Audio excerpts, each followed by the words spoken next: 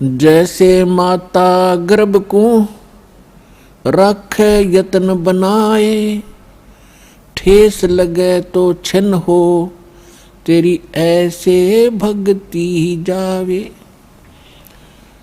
गुणात्माओं, आपको जब इस मंत्र की महिमा का और इसकी कीमत का पता चलेगा, आप इतने सतर्क हो जाओगे जैसे किसी बहन बेटी को बहुत ही समय उपरांत या वैसे भी गर्भ रह जाता है तो फिर उसके प्रति वो कितनी सतर्क होती है। और बड़ी बूढ़ियाँ भी उसको बताती हैं, बेटा ऐसे ना करना, ऐसी वस्तु ना खाना, ऐसे सावधानी से कदम रखना ताकि तेरा बच्चा खराब ना हो। और वो भी रात्रि के समय भी जब नींद के अंदर होती है, कभी करवट बदलती है और एकदम झटके से वो सावधान होती है कहीं मेरे बालक पर दाब ना गिरगी हो और कहीं खराब ना हो जाए, क्योंकि वो उसकी कीमत से वो परिचित है। इसी प्रकार ये भक्ति रूपी आज बीज आपके आत्मा में डला है जिस दिन आपने नाम ले लिया।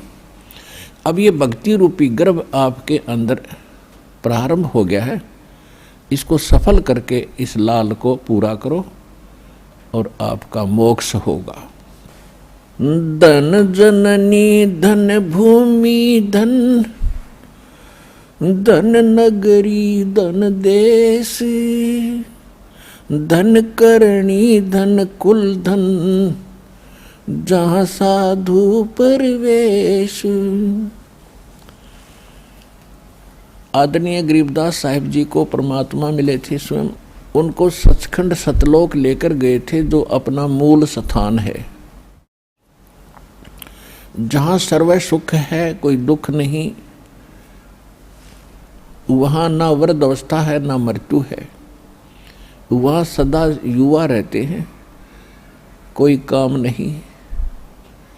वो सुख आपको वहाँ प्राप्त होगा जिसकी खोज आप इस 21 ब्रह्मांड की काल की जेल में खोज रहे हो। यहाँ पर प्रत्येक वस्तु का अभाव बना ही रहता है, कोई ना कोई चीज़ का अभाव यहाँ बना ही रहता है और वहाँ किसी वस्तु का अभाव नहीं है। तो आदरणीय गरीबदास साहिब जी को परमात्मा उस स्थान पर लेकर गए, वहाँ से वापस छोड़ा, अपने से परिचित करा, यथार्थ ज्ञान उनको दिया, उनका ज्ञान योग खोल दिया। उसके बाद आदरणीय गरीबदास साहिब जी ने परमात्मा से प्राप्त उस ज्ञान को हमारे लिए कैसे वर्णित किया है। धन जननी धन भूमि धन, धन नगरी धन देश, धन करणी धन कुल धन, जहाँ साधु परवेश। गरीब संत सुरसरी चलत है, मारू देश बहंत, बागड़ मंज बिलास हो, ऐसे नदी सुरसरी संत।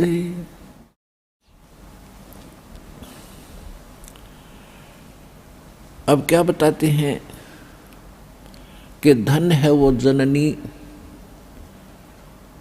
जिसके संत उत्पन्न हुए, भगत उत्पन्न हुए,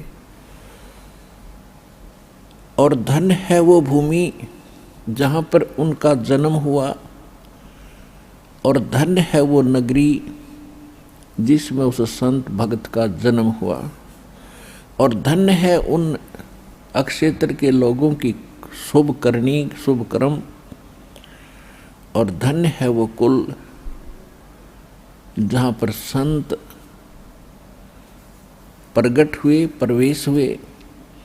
एक तो वो स्थान धन्य है जहाँ संत का जन्म हुआ, और वो माँ धन्य है जिससे जन्म हुआ, और फिर वो स्थान धन्य है जहाँ संत पहुँचते हैं, अपना सत्संग प्रचार करते हैं, और धन्य है वो भक्त जो उस संत की शरण ग्रहण करते हैं।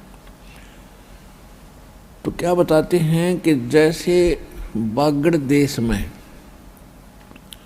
बागड़ देश उसको कहते हैं जहाँ पर कोई सिंचाई साधन ना हो किसी प्रकार का भी, तो वहाँ के व्यक्तियों का जो जीवन स्तर होता है वो बहुत ही कमज़ोर और बड़े निर्धन होते हैं। और उस बागड़ क्षेत्र में यदि नहर पहुंच जाती है तो फिर उनका कितना जीवन परिवर्तन हो जाता है, कितने सुख उनको होते हैं, बढ़िया फसल होती है, बढ़िया मकान बना लेते हैं, रहन सहन उनका अच्छा हो जाता है और वो सुखी हो जाते हैं। तो इसी प्रकार जब तक हमारे अंतःकरण रूपी इस धरती में, इस बागड़ में, हमारी आत्मा के अंदर, अंतःकरण के अंदर जब तक हमें सत भक्ति नहीं मिलती तो हम कंगाल होते हैं। और जब संत रूपी सुरसरी यानी दरिया हमारे हृदय रूपी बागड़ में पहुंच जाती है तो फिर वहाँ सब सुख होने शुरू हो जाते हैं, यानी उस बागड़ में फिर ठाठ हो जाते हैं। कबीर परमेश्वर जी भी कहते हैं भाई, या तो माता भगत जन, या दानी या सूरी, ना तो रहले बांजड़ी, क्यों व्यर्थ गंवावे नूर।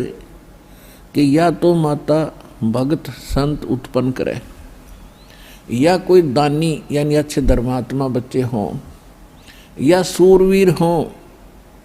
सूरवीर के अंदर एक विशेष गुण होता है, वो किसी को सताता नहीं, और किसी को कोई सता रहा हो तो वो उसको सताने भी नहीं देता। और इसलिए कहते हैं या तो ऐसा व्यक्ति हो जो ना दुख दे और ना दुख सहन करे, ना आसपास के उसके शरणागत व्यक्तियों को दुखी होने दे, दुष्टों से बचावे। या फिर भगत हो, या तो माता भगत जने, या दाता या सूरी। सूरवीर, दाता माने दानी। ना तो रहले बांजड़ी, क्यों व्यर्थ गंवावे नूर। अगर ये तीन क्वालिटी के पुत्र उत्पन्न नहीं करती है तो इससे अच्छा बांझ भली, क्यों अपने शरीर का विनाश करती है कुतरू पाल के।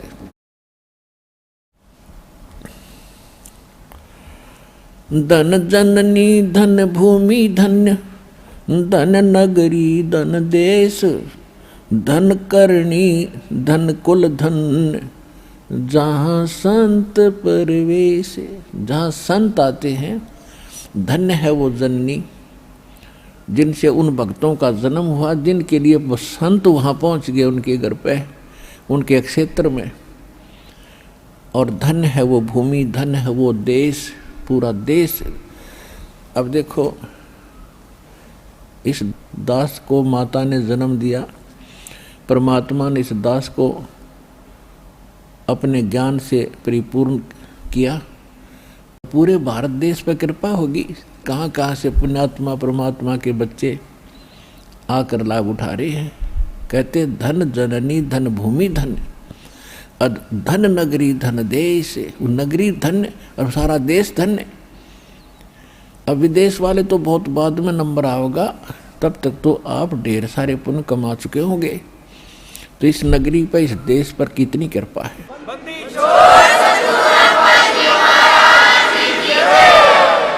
संत सुरसरी चलत है ये मारू देश बहंत,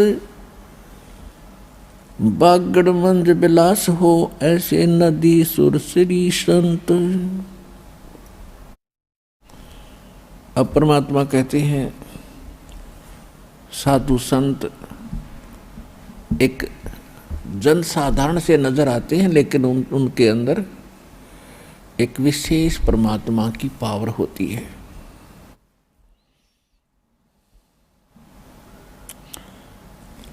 कहते हैं अकल अलूणे दीखते ये सर्व अकल के मूल,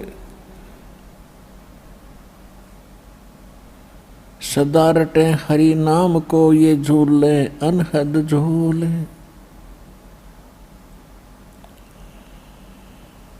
अपने आत्माओं जैसे आज संसार के व्यक्ति सिर्फ ये बात जानते हैं कि काम करो, और जो काम नहीं करते और सत्संग वगैरह में जाते हैं, 2-2 3 दिन लगा कर आते हैं, तो उनको मूर्ख समझते हैं। तो उसके विषय में सूक्ष्म वेद में बताया है कि अकल अलूणे दीखते, अकल अलूणे बिना अकल के, यानी मूर्ख नजर आते हैं साधु संत भक्त समाज के लोगों को। उसके विषय में क्या बताया है कि अकल अलूणे दीखते, ये सर्व अकल के मूल, और ये सदा रटे हरि नाम को, ये झूले अनहद झूले। समाज को तो भक्त कति मूर्ख दिखे, और भगत ने समाज मूर्ख दिखे, क्योंकि वो कर क्या रहा है, जिस कोठी बंगले और कार परिवार के लिए वो सारा जीवन न्यौछावर कर देता है, और सारा जोड़ा जाड़ा यहीं रह जाता है, 1 मिनट में मृत्यु हो जाती है।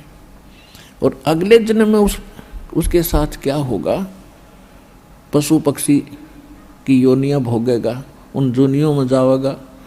तो भक्तों को वो इसलिए अनजान दिखाई देते हैं समाज के लोग, जगत के व्यक्ति, कि ये तो अपना जीवन व्यर्थ कर रहे हैं। और उनको केवल हम बुरे इसलिए अच्छे नहीं लगते, मूर्ख दिखाई देते हैं कि ये काम ना करते, धंधा नहीं करते, खाओगे कहाँ से। तो ये उनकी अपनी सोच है, और अध्यात्म मार्ग इसके विपरीत है। आप काम भी करते हो, ऐसा थोड़ा काम नहीं करते, लेकिन इस काम के साथ साथ परमात्मा का नाम गणना जरूरी था, जो जगत नहीं कर रहा, इसलिए वो अनजान है। तो यहाँ परमात्मा कह रहे हैं कि अकल अलूणे दीखते, ये सर्व अकल के मूल, ये तो सब जो अकल अलूणे, जिनमें जो दिखाए अकल नहीं है, इनमें मूर्ख हैं। ये कहते ये न तो सर्व अकल प्राप्त है, ये तो बहुत विद्वान और बुद्धिमान व्यक्ति हैं जो परमात्मा की भक्ति कर रहे हैं। अब फिर परमात्मा बताते हैं कि वो साध जो नकली हैं, भक्ति भी करते हैं, संत हैं, वो नकली गलत साधना करते हैं, गलत मंत्र देते हैं, गुमराह किए बैठे हैं भक्तों को, उनके विषय में बता रहे हैं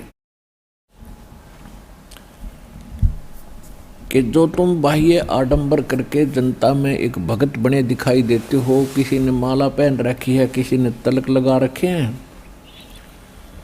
किसी ने मूंड मंडवा रखा, किसी ने बड़ी बड़ी जटाएं बढ़ा रखी हैं, तो उसके विषय में कहा कि भक्ति करने से बात बनेगी, ये लोग दिखावा करने से परमात्मा प्राप्ति नहीं होगी।